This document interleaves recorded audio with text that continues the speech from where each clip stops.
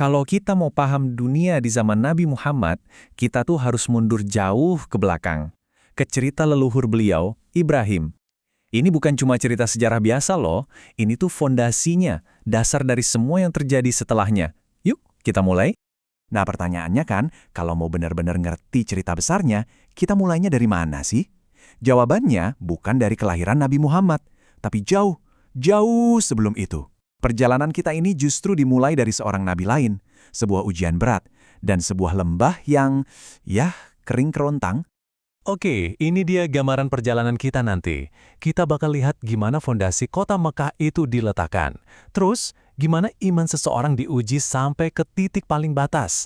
Dan gimana janji Tuhan bisa terwujud di tengah gurun pasir yang puncaknya sebuah pengorbanan terbesar. Jadi bagian pertama ini, semua tentang titik awal, tentang asal-usul. Kejadian-kejadian yang bakal kita bahas ini bukan cuma ngebentuk satu kota loh, tapi juga meletakkan dasar spiritual yang getarannya, masih dirasain miliaran orang sampai detik ini.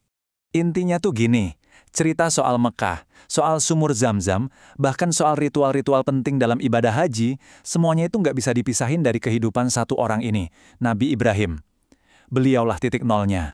Nah, sekarang kita masuk ke konflik besar pertama dalam hidup Ibrahim. Ini bukan cuma soal debat teologi biasa ya, ini pertarungan satu lawan satu. Antara keyakinan pada satu Tuhan, melawan seorang penguasa tiran yang dengan sombongnya bilang, "Akulah Tuhan." Coba deh, lihat perbedaannya yang kontras banget.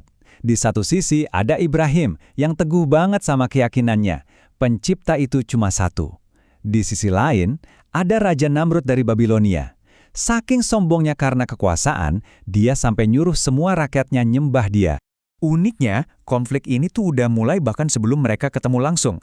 Gara-gara mimpi buruk dan sebuah ramalan, Raja Namrud jadi paranoid banget. Mirip-mirip cerita Fir'aun di Mesir kan? Dia langsung perintahin hal yang kejam, bunuh semua bayi laki-laki. Tapi ya, takdir berkata lain, Ibrahim tetap lahir dan berhasil disembunyikan dari kejaran raja. Dan inilah puncaknya, ujian pertama Ibrahim. Namrud mencoba menghabisi Ibrahim dengan cara paling yang bisa dia pikirin. Api yang super besar. Tapi apa yang terjadi? Atas perintah Tuhan, api yang harusnya panas membakar malah jadi dingin dan aman. Ibrahim keluar dari api tanpa luka sedikit pun. Ini jadi bukti nyata kekuasaan Tuhannya di depan mata semua orang. Oke, setelah selamat dari api, ujian berikutnya datang lagi. Tapi kali ini bentuknya beda. Bukan konfrontasi langsung, tapi sebuah perintah yang kalau dipikir-pikir, kedengarannya mustahil banget. Sebuah perjalanan ke tempat yang antah berantah. Coba bayangin deh, Anda disuruh ninggalin istri dan bayi Anda yang masih kecil, di tengah-tengah lembah gurun yang kering kerontang. Nggak ada air, nggak ada orang, nggak ada apa-apa sama sekali. Ini perintah yang benar-benar menguji iman sampai ke dasarnya. Dan lembah inilah yang nantinya kita kenal sebagai Mekah. Disinilah kita lihat kekuatan iman seorang Hajar yang luar biasa. Di tengah situasi yang nggak masuk akal, dia nggak nanya kenapa. Pertanyaannya justru, apakah ini perintah Allah? Dan waktu Ibrahim mengangguk, jawabannya itu nunjukin kepasrahan dan kepercayaan tingkat tinggi. Kalau begitu, dia pasti nggak akan ninggalin kita. Wow. Dan kepercayaan Hajar ini langsung diuji, sekaligus dibalas. Nggak lama, bekal mereka habis. Kepanikan mulai terasa. Dan tepat di saat-saat paling genting itulah, sebuah keajaiban muncul dari dalam pasir. Tindakan seorang ibu yang panik ini akhirnya jadi ritual abadi. Hajar lari bolak-balik antara dua bukit kecil Safa dan Marwah. 7 kali, dia cuma berharap ada pertolongan. Dan pas dia balik lagi dalam keadaan lelah luar biasa, dia nemuin hadiah dari Tuhannya. Mata air memancar dari tanah, tepat di dekat putranya, Ismail. Airnya itu keluar terus, banyak banget. Saking banyaknya, Hajar secara refleks teriak, "Zam, Zam," yang artinya kayak kumpul, kumpul, sambil berusaha ngebendung air itu pakai tangannya. Nah, dari teriakan itulah sumur suci ini dapat namanya, Zam-Zam.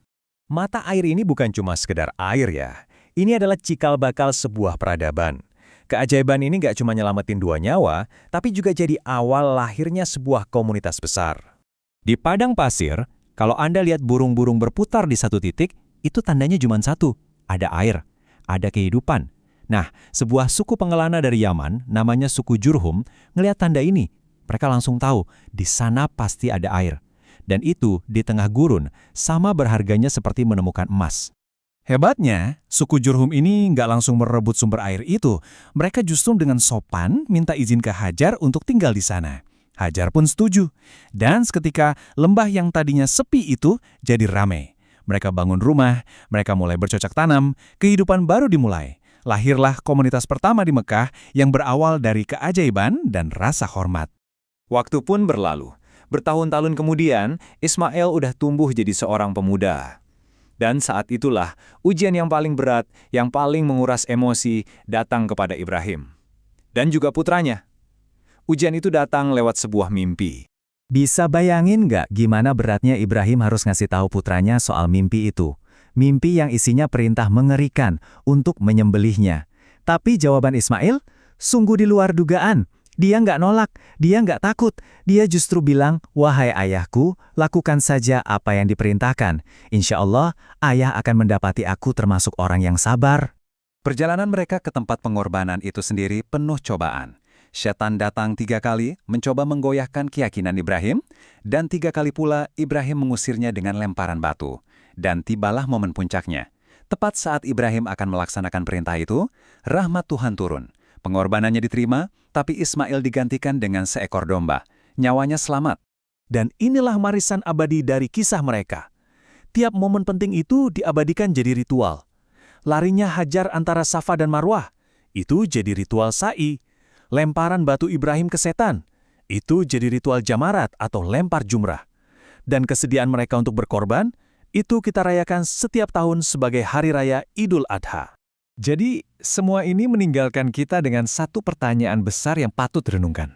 Gimana bisa ya tindakan-tindakan iman dari satu keluarga, perjuangan mereka, kepercayaan mereka, pengorbanan mereka di sebuah lembah tandus ribuan tahun yang lalu, gaungnya masih begitu kuat sampai sekarang.